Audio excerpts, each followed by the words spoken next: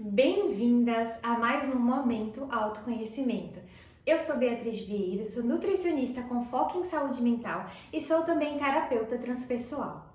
Nessa série de vídeos estamos estudando o livro Mulheres que Correm com Lobos, que é uma obra-prima maravilhosa que traz muitos ensinamentos que podemos aplicar no dia a dia. Nesse capítulo que vamos estudar hoje, que é o segundo capítulo, vamos estudar sobre a iniciação. E vocês já vão entender o que isso significa.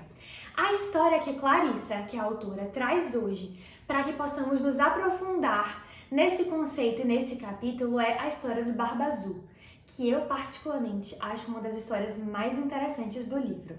Como é a história de Barba Azul? Existia um homem conhecido como Barba Azul, porque como o próprio nome diz, ele tinha uma barba azul cintilante. E ele gerava uma sensação de medo nas pessoas. Só que ele começou a cortejar 3 irmãs. E ele começou a cortejá-las a todo custo, mas elas tinham medo dele. Era como se elas sentissem algo estranho no ar, sabe? Então elas não gostavam muito desse movimento que ele fazia em direção a elas. No entanto, ele estava determinado a conquistá-las. Então ele começou a fazer passeios, levou elas para um parque, fez um piquenique, levou cavalos com laços para que pudesse encantá-las nesse processo. E elas de fato tiveram um excelente dia nesse passeio. Elas ficaram muito felizes, elas riram bastante, foi um dia muito gostoso. Quando elas retornaram para casa, as irmãs mais velhas voltaram a ter a mesma percepção anterior que tinham sobre ele. Então elas saíram do contato com ele e voltaram a ter medo. As 2 irmãs mais velhas ficaram desconfiadas novamente, falaram que não gostavam muito dele e voltaram à percepção anterior. Já a irmã mais nova mudou de ideia com relação a ele. Ele não é tão ruim assim. Uma pessoa tão ruim não consegue ser tão simpática, tão gentil. Então ela começou a ceder a esse cortejo que ele fazia, às gentilezas que ele fazia. Até que eles de fato desenvolveram uma simpatia e ele pediu ela em casamento e ela aceitou. Eles se casaram e ela se mudou para o castelo dele. Certa feita, ele foi viajar e permitiu que as irmãs dela, as irmãs mais velhas, ficassem com ela no castelo. E disse para ela: mexa no que você quiser, entre onde você quiser, faça o que você quiser, o castelo é seu. Só não abra a porta dessa chave aqui. E aí mostrou a chave para ela, uma chave pequenininha. Ele falou: faça o que você quiser, só não tente abrir porta nenhuma com essa chave. Ela disse: tudo bem, tudo certo, não tem problema, boa viagem, meu amor. Então ele viajou. Nisso, elas se divertiram, curtiram bastante o castelo, até que as 2 irmãs mais velhas falaram: vamos abrir essa porta, vamos descobrir o que tem por trás dessa porta. Só que o castelo era imenso. Então elas foram de porta em porta, abrindo, encontraram despensa, biblioteca, tudo que vocês possam imaginar. Até que elas encontraram a porta que aquela chavezinha seria capaz de abrir. Então elas ficaram muito entusiasmadas e viraram a chave. Na hora que elas viraram a chave e abriram a porta, elas se surpreenderam com o que elas encontraram. Porque de repente começou a escorrer sangue pelo chão e tinham muitos ossos humanos dentro desse quarto. A mulher dele tomou um susto, então a esposa fechou correndo o quarto com o coração batendo muito forte, muito assustada, e aí ela percebeu que da própria chave pingava sangue, como se a chave estivesse transpirando sangue. Então ela, em pânico, tentou limpar a chave no próprio vestido e a chave continuava transpirando sangue. E ela ficou com medo dele descobrir que ela desobedeceu uma ordem dele. Então ela fez de tudo para fazer essa bendita chave parar de sangrar. Porque aquilo ali ia incriminar ela, iria mostrar o que ela fez.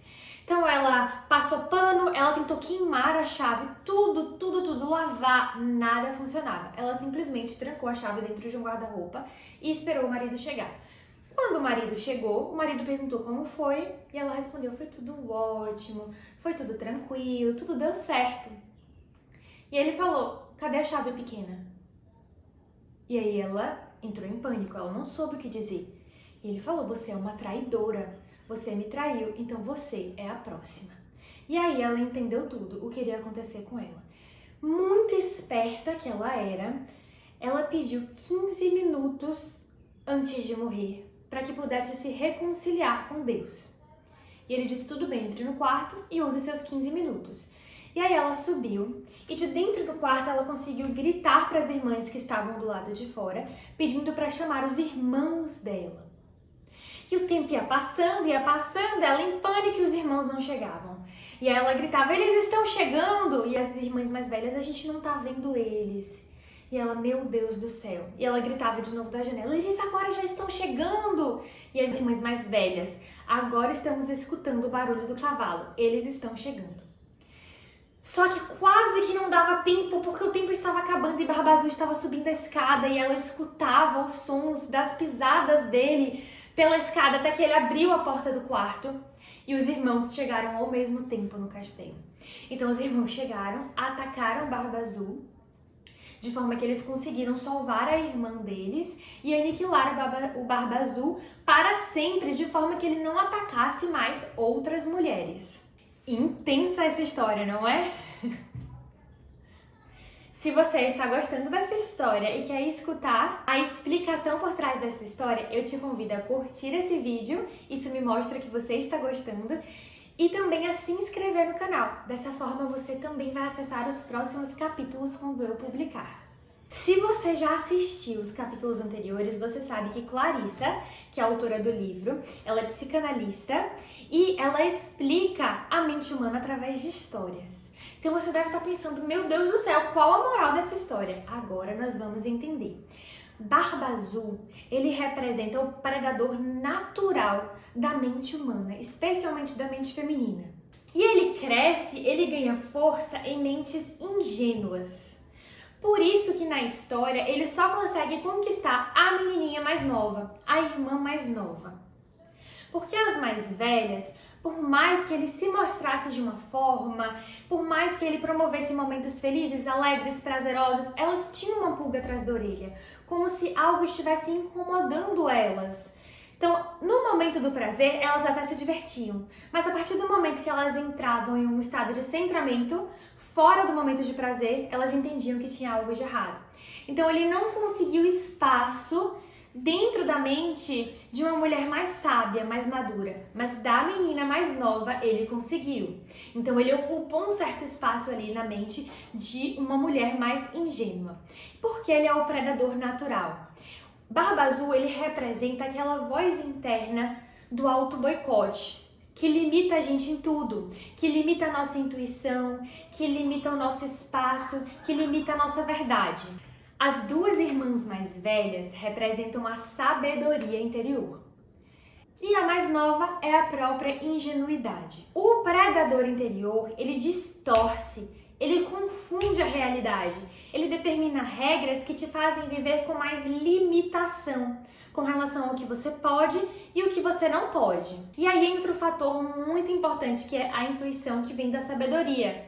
As irmãs mais velhas, a partir do momento que a esposa ganhou as chaves, disse, vamos abrir essa porta, vamos descobrir o que tem por trás dessa porta. É a busca pela verdade, a busca pelo que está oculto. Então, no caso dessa história, a intuição, a busca pela verdade salvou a vida dela. Porque foi assim que ela pôde perceber que ela estava dando corda para um predador e cultivando isso no dia a dia. E aí Clarissa traz uma informação tão importante que você provavelmente vai reconhecer isso na sua vida, que é quando a gente tenta ignorar a intuição ou tenta ignorar que temos um predador interno, os nossos sonhos gritam pra gente. E aí ela traz uma associação entre a sensação de estar presa, podada, a sensação de estar limitada com os sonhos de perseguição. Quem nunca teve um sonho que alguém estava correndo atrás de você, que alguém estava te seguindo, que alguém estava te perseguindo? Então, Clarissa, ela faz uma associação entre esses sonhos e tem algum fator da vida que está te prendendo, que está te gerando tensão, que está criando um predador interno. Pode ser tanto um fator externo, como alguém mesmo, alguma pessoa, ou um fator interno seu, que não tem a ver com ninguém que está ao seu redor, alguma questão sua mal trabalhada. Então comece a pensar sobre isso, sobre as situações em que você teve sonhos estranhos e que de fato existe algo mal trabalhado dentro de você, porque os sonhos vêm como uma ferramenta para que você possa desenvolver isso. E aí dentro da história, depois que elas abrem aquele quarto, vem um fator importantíssimo chamado: você deve suportar o que você descobriu. Suporte a verdade.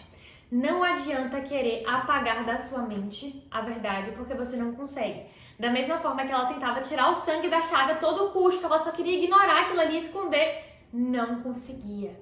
Não conseguia, a chave sangrava, porque a verdade é assim. E aí, chegamos em uma parte interessantíssima da história, que é os irmãos chegando para salvá-la. É brilhante o fato de ser um homem também entrando para salvar, para que você não crie a associação de que o predador é um homem. E isso gera crenças extremamente negativas que poderiam fazer com que você tivesse dificuldade de relacionamento. Só que é brilhante também quando você descobre que nada ali é homem ou mulher de verdade. É tudo uma representação da mente humana. Então aqueles irmãos chegando ali não representam aquela cena da mulher indefesa e o homem chegando para salvá-la, não.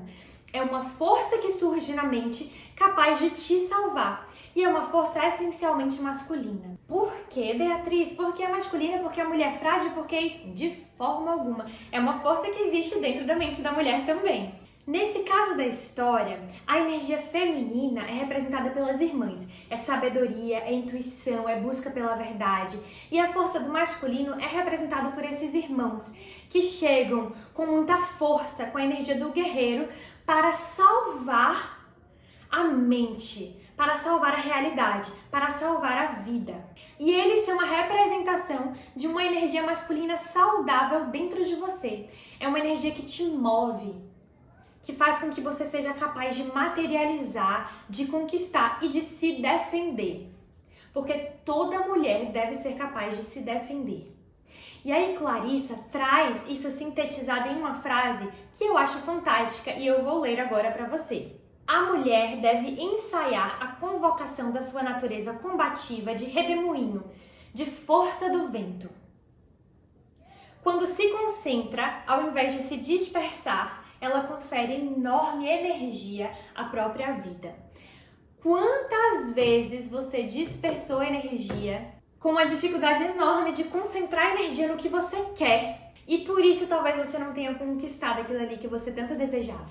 Então Clarissa traz essa característica de vamos concentrar energia como um redemoinho, que fica muito mais forte do que uma ventania. E vamos direcionar isso para o que a gente quer. Assim como os irmãos que vieram ali a todo vapor, com muita velocidade, numa tentativa de salvar a vida, de se impor, de defender a própria vida.